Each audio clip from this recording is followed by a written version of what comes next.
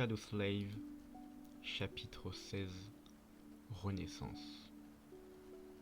Sunny sentit que quelque chose se réveillait en lui.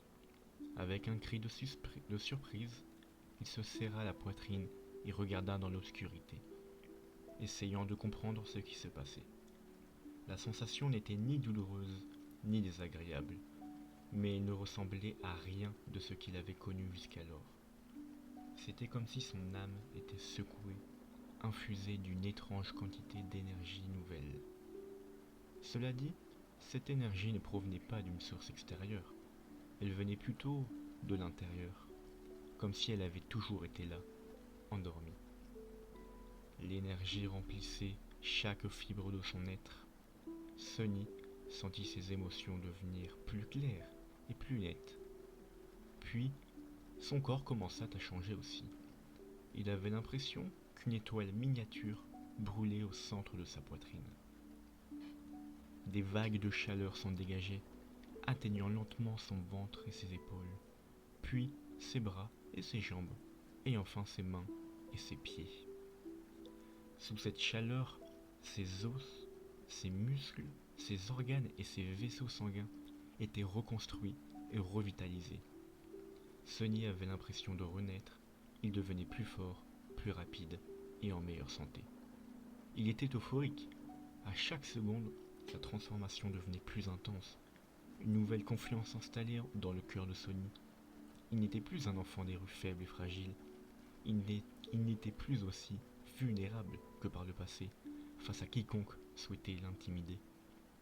Avec ses pouvoirs éveillés et sa volonté tempérée par les horreurs du premier cauchemar, il était maintenant quelqu'un que l'on ne voulait pas croiser. Après un certain temps, l'étoile qui brûlait dans sa poitrine s'est finalement calmée. La chaleur a été remplacée par une sensation de froid apaisante. Ce froid envahit le corps de Sunny, faisant disparaître toutes les douleurs de tous les malaises qui s'y étaient accumulés au fil des ans. Puis, il se déplaça vers le haut, atteignant son cerveau et finalement ses yeux.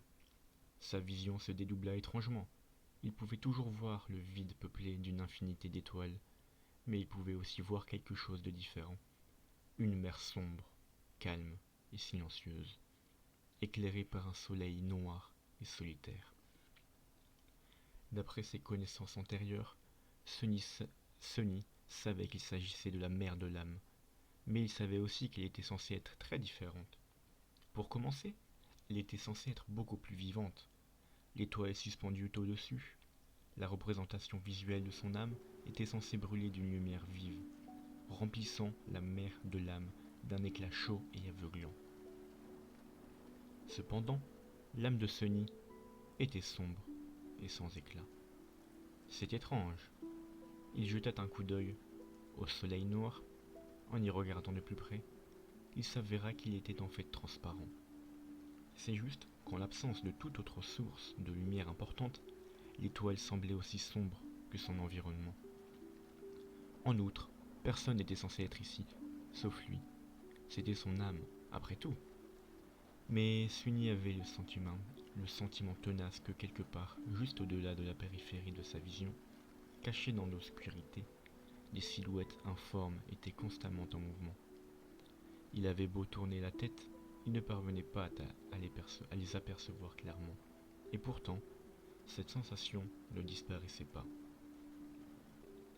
Ne souhaitant pas perdre plus de temps à ce sujet, pour l'instant, Sunny se tourna à nouveau vers le soleil noir et repéra finalement deux sphères de lumière orbitant autour de lui, comme prises dans le puits de gravité d'un noyau d'âme.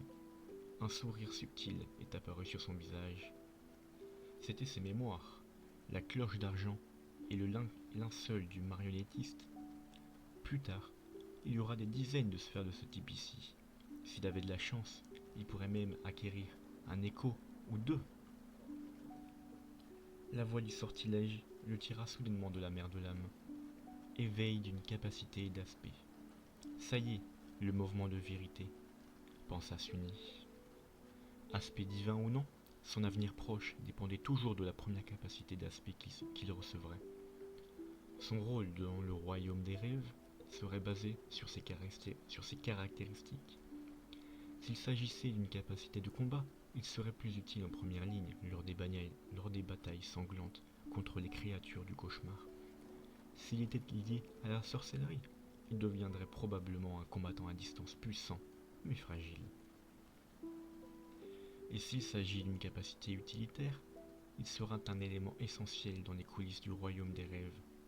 Les capacités utilitaires étaient également extrêmement appréciées dans le monde réel, où les éveillés effectuaient de nombreuses tâches pour le faire fonctionner. S'il était chanceux, il pouvait même devenir un guérisseur. Les guérisseurs étaient très rares et en tant que tels, des spécialistes recherchés. Capacité d'aspect acquise. Nom de la capacité d'aspect, contrôle de l'ombre. Sunny s'empressa d'invoquer les runes. Il voulait passer tout de suite à la description de sa nouvelle capacité, mais il décida de jeter d'abord un coup d'œil à ses informations générales. Nom, Sunless. Vrai nom, perdu de la lumière. Rang, rêveur. Noyau de l'ombre, dormant. Fragment d'ombre, 12 sur 1000. Quoi? Qu'est-ce que c'est? Là où le rang de son âme était censé être écrit, un mystérieux fragment de l'ombre était apparu à la place. Sunny la regarda en clignant des yeux. Il n'avait jamais entendu parler de quelqu'un ayant un type de noyau différent auparavant. Était-il si unique? Cet énigmatique noyau de l'ombre expliquerait certainement pourquoi sa mère de l'âme avait l'air si étrange. Et aussi, il baissa les yeux et remarqua le compteur de fragments d'ombre. Habituellement, il était censé y avoir un indicateur du nombre d'éclats d'âme consommés. Cependant, il n'était visible nulle part. Est-ce que j'ai vraiment un chemin de progression complètement différent de celui de tous les éveillés? L'idée était aussi excitante qu'effrayante. Ne pas avoir à se battre pour des ressources avec quelqu'un d'autre était un avantage incroyable.